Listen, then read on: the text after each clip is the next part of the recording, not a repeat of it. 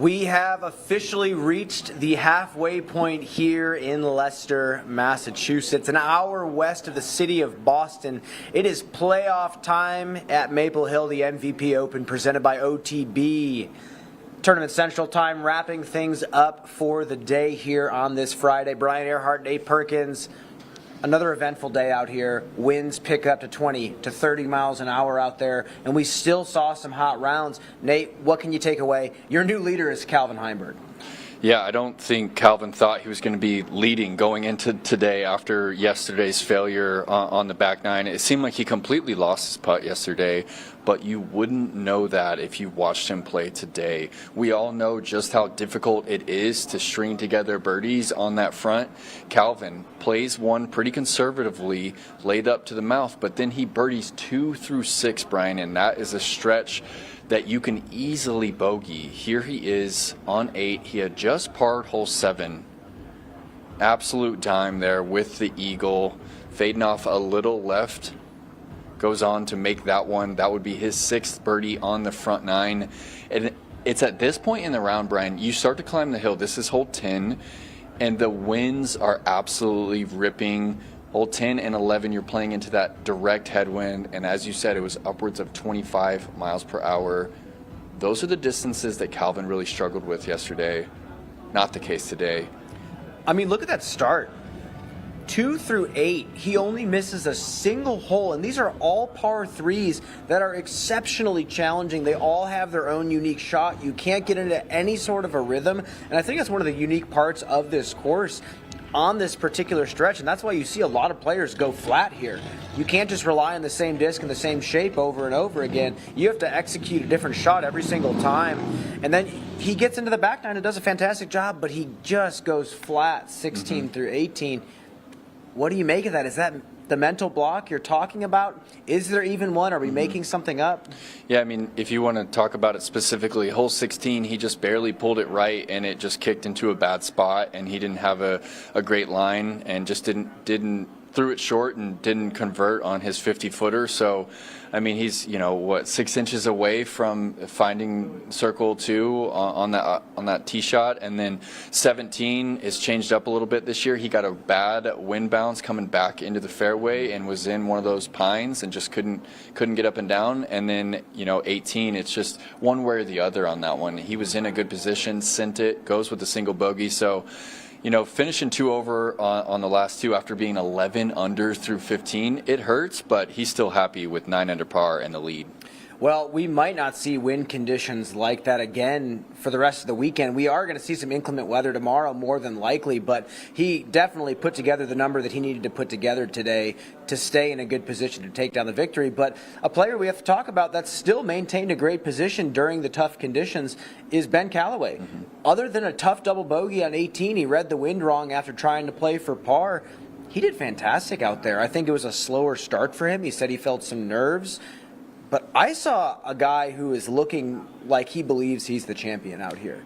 And he seemed comfortable out there, didn't he, Brian? I mean, you said it, him and Kevin Jones were just cutting it up together, and, Callaway threw a great shot on 3, and Kev got super stoked about the disc and is picking up his disc and getting all excited. Here's that shot on 3, Brian. Okay, so he's playing an old Predator from Discraft, and he's playing it into the headwind high and flat, letting the disc drift with the headwind, but the overstability brings it back to the left. An absolute flawless shot shape. This is what players like Kevin Jones see from Ben Callaway. Not only does he have that shot, he can blast a hyzer flip up the hill here on 10, and he is literally touching the base. And if you've ever played this hole, you see how absolutely massive that is. Look at that. He is so close to the basket in the bullseye, and actually had to throw kind of a trick putt to make that birdie. And then he down tempos on a 10-year-old Predator, making Nate Doss proud, really, and throws it like a mid-range, shortens up on it, gets the slight drift, puts it into circle 1. I mean, this guy was throwing some absolutely beautiful lines out there. Yeah, he really throws some high-level shots. Look at this putt on 17 from deep. When the wrist is opening up that free right there, it just says a lot about where you're at, obviously mechanically with the putt, but just mentally, you're playing free. You know, he's deep in the moment, sending a putt up into the air like that to Cash on 17 for his third in a row, and he was in a good spot on 18, wasn't he? He was, and I think when he played for that par, I thought it was very smart. Mm-hmm. But he even mentioned himself, he ran the green and thought that he was going to be okay. He just misread the rules, and he admitted that it was a mistake and that he needed to own up to it as a professional. And I think that's really big of him to do that. I think it puts him in a good mindset going into the next day. It humbles him a bit. You see here after the mistake, he is so upset. This is maybe 150 feet away from the basket after intentionally throwing 2 slow discs to that spot. But we did talk to Ben after the round to reflect. Let's take a listen. Joined here in the clubhouse, Ben Callaway, 1 stroke off the lead now going into round number 3. A little bit windier out there, a little bit more unpredictable in regards to the conditions. How did you feel? I felt I had some nerves in the very beginning there. Luckily, I shook them off pretty quickly. The wind was definitely testing everybody. I haven't really looked at the scores, but from the judgments on the card, you know, it was definitely, you know, playing very difficult. It got me a few times. But yeah, I don't really have anything else on that. So we'll get the negative part out of the way real quick. Yeah. You had a great round going, great finish going, and then 18 casual upshot, kind of bleeds a little bit deep. OB double bogey to finish. Yeah. What happened in that moment? Well, unfortunately for me, it was a misinterpretation of the rules. I did not realize that if you cross over 18.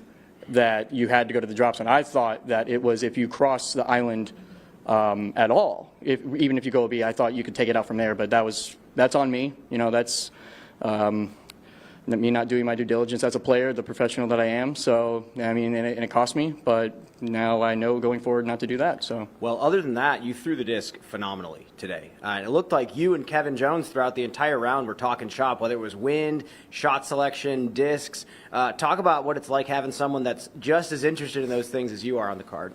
I mean, it goes a long way. You know, it makes playing on the card a lot easier. You know, KJ's a phenomenal player. I've always enjoyed playing with him, no matter.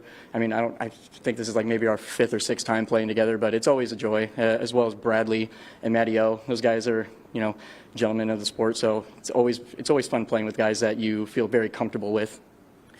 You go into tomorrow, round number 3, a stroke off the lead, but at the top of the chase card. What is the psychology of playing on not maybe the spotlight card, but still right within striking distance? Yeah, it's going to be the same. I mean, I'm going to go out there and attack the course, you know, play my game as well as I can. I mean, obviously, I would like to play it on the lead card. You know, I like to be the showman that I am and perform in front of everybody, but second card's just as good. Well, you join a star-studded chase card. There should be no shortage of spectators. Ben Callaway, congratulations. Good luck tomorrow. Thank you, Brian. Thank you, Brian. Well, the player that scooped Ben Callaway and jumped up into the lead card is Ricky Wysocki. We can't count Rick out of the question whatsoever. He had a solid day out there, nothing spectacular, but he's really putting together a solid weekend. No, he looked great, Brian. I mean, you know, anytime you got Ricky Wysocki in the mix, you have to be worried. 6 down today in those conditions. I mean, really the putt is what carried Ricky forward. We're going to watch this one here on hole 4. They put it up on the tress this year, elevated, and look at this stick high left on the black hole basket. Here he is on 8 for the fans here, coming from just outside the circle. And this is going to happen at Maple Hill. You're going to have to make circle 2 putts. These holes are so difficult, and like I said, you can't really get into a rhythm anywhere. A hole like 14 is a perfect example. If you stick one inside circle 1 with how swirly this wind is, as we can see, that's ridiculous. If you are going to stick it inside circle 1, that's a huge deal. I mean, getting a birdie on that is amazing. And then look at this, weak side, stick on the next. This is just ridiculous from Ricky Wysocki. He's going to have to keep this going for the next 2 rounds. And he's also going to have to pick it up and give himself a few more opportunities. Went dead hole number 5 through hole number 7. I think bogeying hole 5 is terrible for the mentality on this course. You bogey 5, you have to step up to 6 and 7, 2 of some of the toughest tee shots on the course. We saw it happen with a few other players as well. Yeah, I mean, and Rick's got that shot all day. I feel like you can count on one hand how many times he's missed that shot. But I feel like the shot of the day right there from Rick on 18, just completely out of position over there on that right side. Pretty ambitious to even go for the green, and snags the birdie there, and it got him on the lead card. We actually had a chance to interview Rick after his round, and let's take a listen. All right, catching up with Ricky Wysocki. Rick, 6 down today, 5 down yesterday. How did the 2 rounds compare? Yeah, I think today's round was a lot better because of windy conditions. I gave myself a lot of birdie opportunities today, and I didn't capitalize on all of them. But yeah, I was overall happy with the round. What tweaks did you make to the game plan? Coming in with the wind. Yeah, I mean, I knew scores were going to be a little lower, tough. It's going to be a little tougher to score today just because of the wind, and so overall that was kind of the case. And I knew that 5-6 under was going to keep me in the tournament, and I know that's right where I'm at. I'm sure I haven't looked at the scores yet, but I'm sure I'm a couple off the lead and I'm in a good spot. Yeah, right there in the mix. We talk about these 4-round tournaments all the time. Marathon, not a sprint kind of thing. Happy with where you're at right now, where the game's at right now? Yeah, I feel like I'm getting myself a lot of birdie looks. I think that's super important. I didn't capitalize on all of them today, so there are definitely a lot of strokes that I didn't pick up on today. But I'm just happy with myself getting the looks that I am. I'm getting off the tee really well, and I think when I do that, I score really well. So I like where I'm at, and I'm really confident right now that I have a chance to win this thing. Yeah, halfway there. Tomorrow looks possibly even windier, and then a beautiful finish on Sunday. What does the weekend look like for the game plan and the adjustments? Yeah, I mean, I think that it's obviously each hole's wind dependent. Sometimes if it's windy enough out there, pars are really good on some of the holes that are super windy and a lot of out of bounds. So I think course management is going to come into play coming down the stretch of the tournament. That's always super important. I think I'm really good at that, and I think that I know when to pick my spots and when to be aggressive, and I'm going to continue to do that. Thanks, Rick. We'll see you tomorrow. Thank you.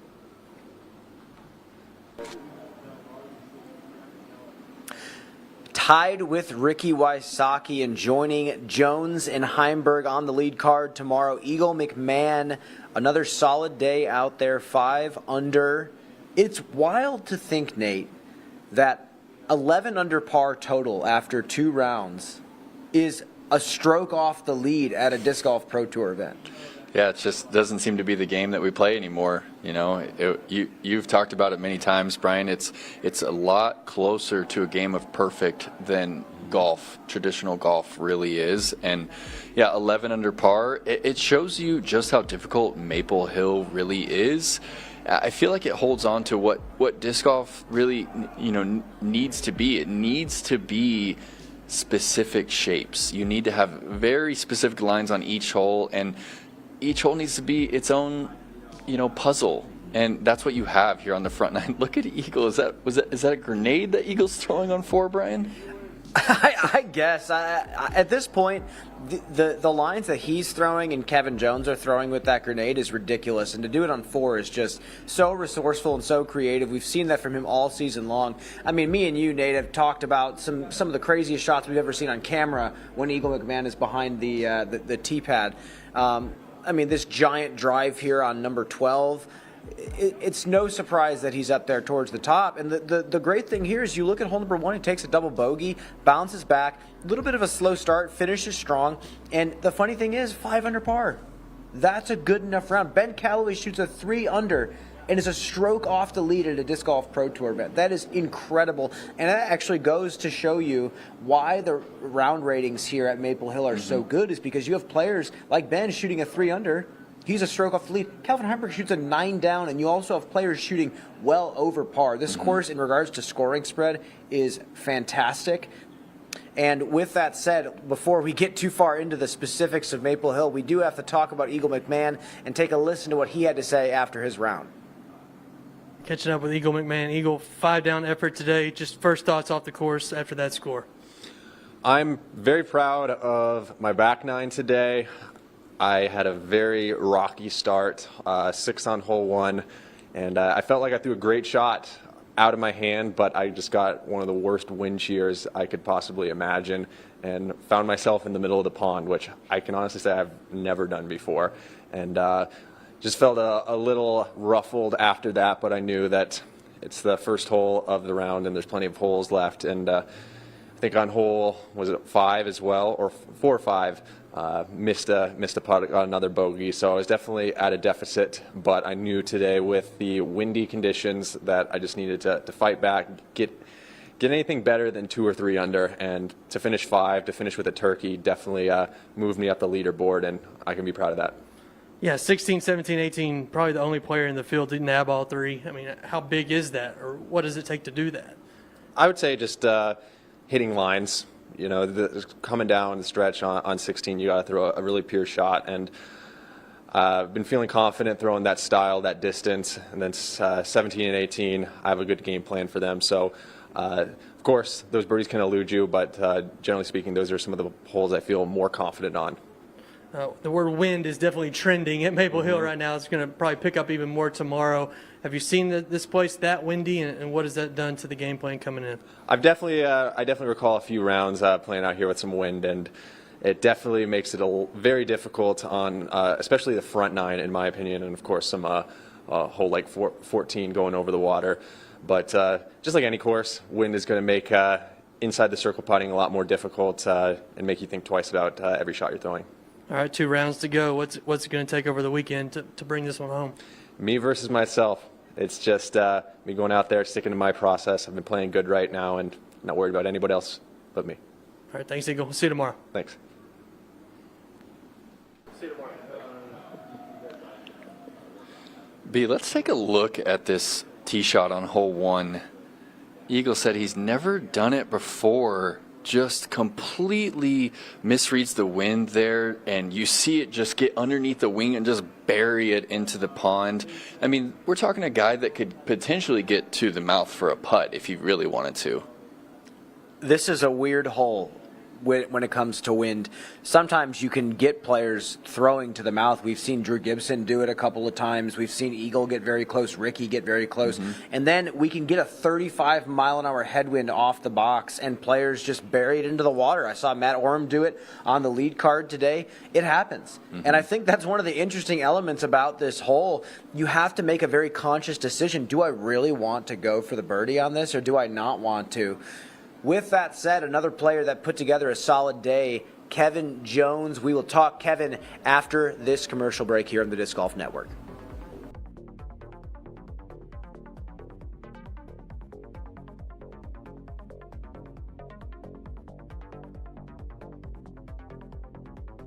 Whether I'm on the course or behind the camera, there's one thing driving me forward: the shot. The shot that no one else thinks about or would even dare to try. The shot that people will remember, that tells a story. For me, that's what disc golf's all about. Introducing the time lapse, the first 12-speed featuring gyro over mold technology, and the first disc in the Simon line. Coming soon.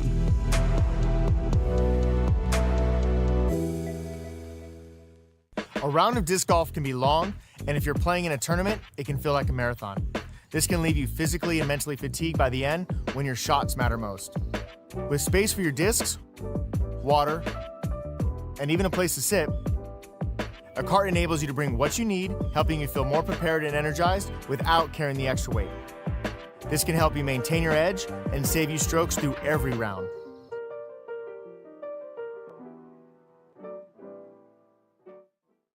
Feeling great starts with a great shave.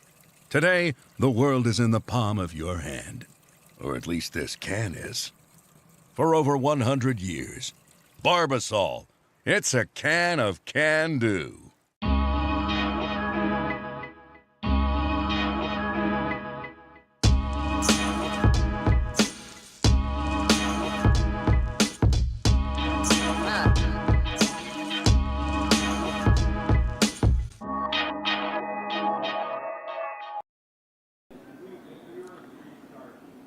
And welcome back to Tournament Central on the Disc Golf Network. The MVP Open is happening this week on the Disc Golf Network, and if you're not already subscribed to DGN, you can subscribe today and use the code Tournament Central, all one word, at checkout for a free month subscription.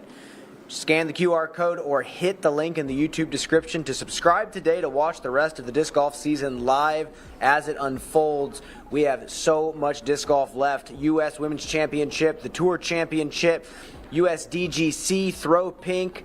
Subscribe now to the Disc Golf Network.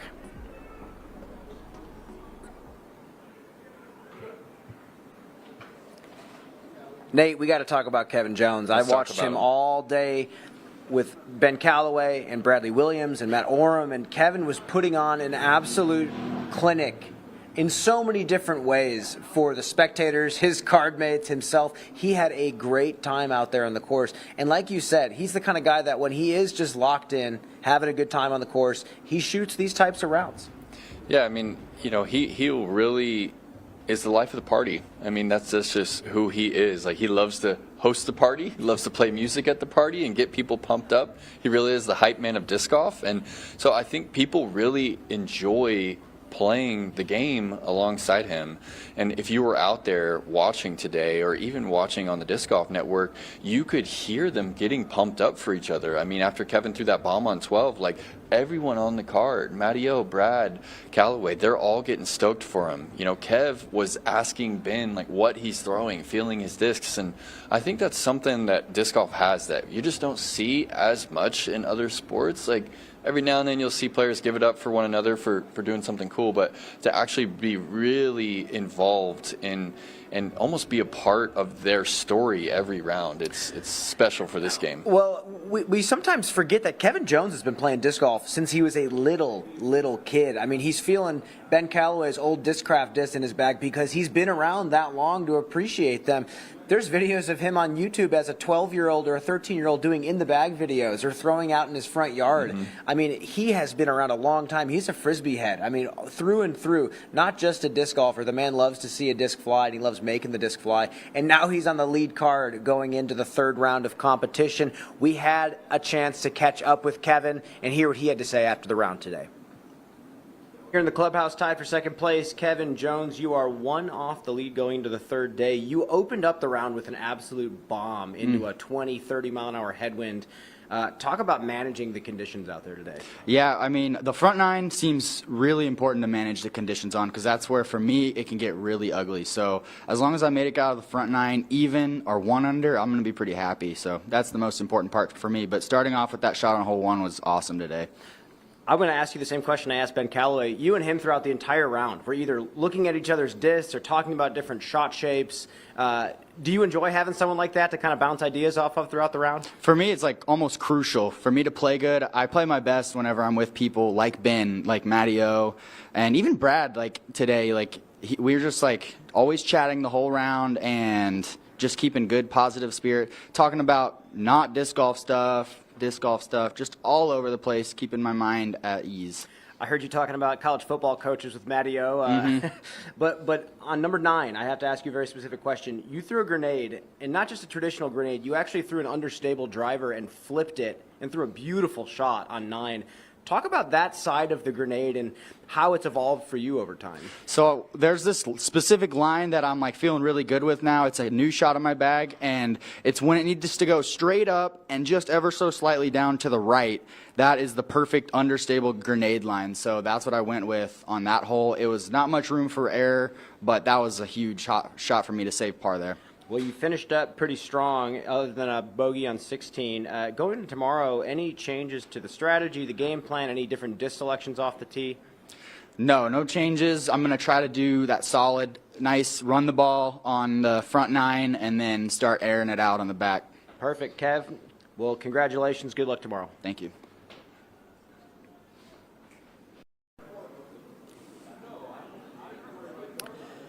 Taking a look at the scorecard. Ben Callaway, just a stroke off the lead. On top of the chase card, he joins Simon Lizotte, who played his way up to the chase with a 6 under par effort. Nate, you watched some Simon Lizotte out there today. He's the hometown favorite. A lot of the gallery wants to go watch him play. What did you pick up? Well, I think if you told Simon that he was going to be 2 off the lead with how he feels that he's played, he would be stoked because he was just a few shots away from greatness today. I think I'm going to key in on hole 14. He threw a great drive, got that wind bounce that we've all seen where it drops, nearly aced it, and then it pushed him up against the wall. You've got the spectators right at your back. You don't get relief from that wall, so he's kind of like half straddle, half stagger on that one. He misses that 28-footer left side, and then it trickles out OB. So that putt sticks, he's tied for the lead. He's feeling really good. Got 16, got 18. We had a chance to interview Simon to ask him a little bit about his round and also the beer that he brewed this week. First, I got to ask you what's going on with the brews.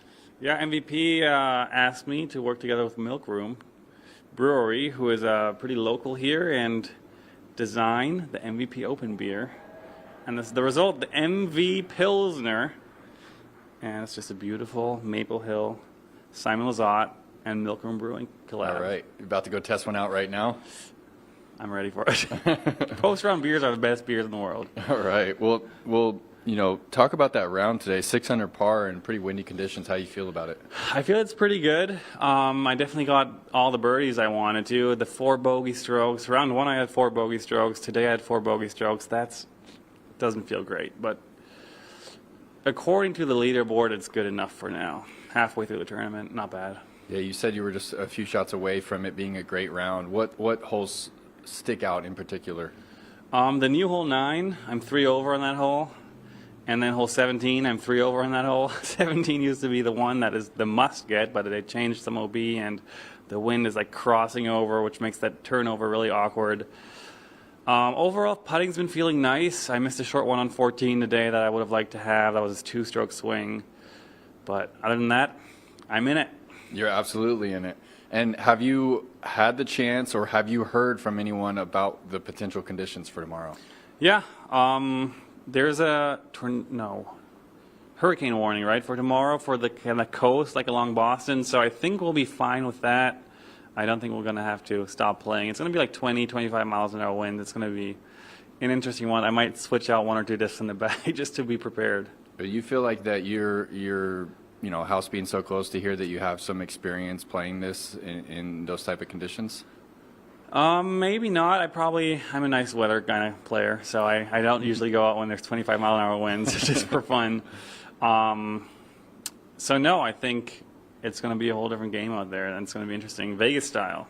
All right. Well, good to watch you play out there, Simon, and we'll see you tomorrow, likely on that chase card. Hell yeah. Cheers.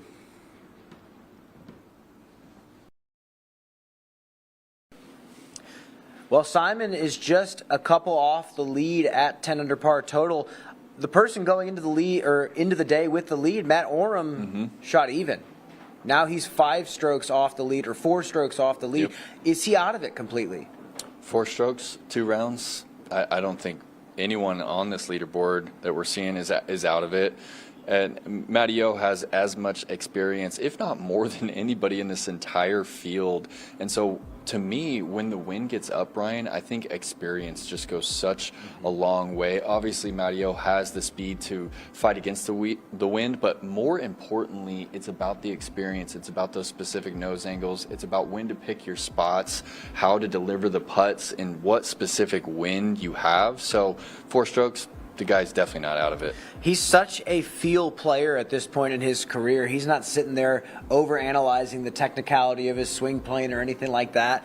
I overheard him telling somebody that a little putter shot that he threw was just a beach toss. And I love the visualization of him pretty much probably telling himself that that's how he needs to throw the shot. And going into the next 2 days, I think he absolutely has what it takes to kind of clean up the release point. It was a little bit messy in certain spots. And take those 4 strokes back. I mean, anybody within the next 3-4 cards have an opportunity to come back and take down the victory. But we have a lot more disc golf to talk. We are not going to keep you any longer. We're wrapping things up today. Brian Earhart, Nate Perkins, we're going to see you bright and early tomorrow morning for round number 3, moving day for the FPO division. We will see you tomorrow.